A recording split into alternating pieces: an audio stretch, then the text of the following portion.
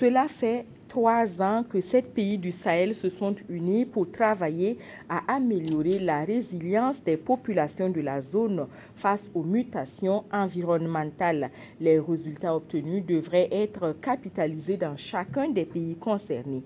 Ce projet a été baptisé REP Sahel. Des explications avec Evelyne Dabiré.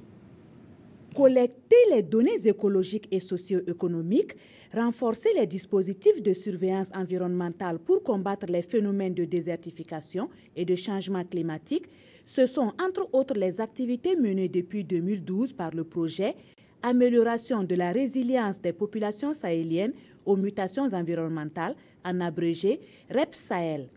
Et après 3 ans de mise en œuvre, REP Sahel fait un bilan au cours de cet atelier afin de corriger la gestion des ressources naturelles avec, au final, l'amélioration des conditions de vie des populations sahéliennes. Il y aura des travaux terrain qui vont être faits ensuite pour la validation de ce qui a pu être interprété dans les bureaux et ainsi de suite.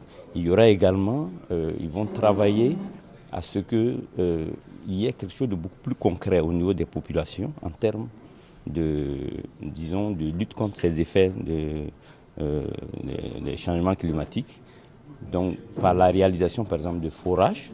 Cet atelier bilan de 24 heures est le premier d'une série de 7 et se tiendra dans les différents pays membres de REP Sahel que sont le Mali, la Mauritanie, le Niger, le Nigeria, le Sénégal, le Tchad et le Burkina Faso.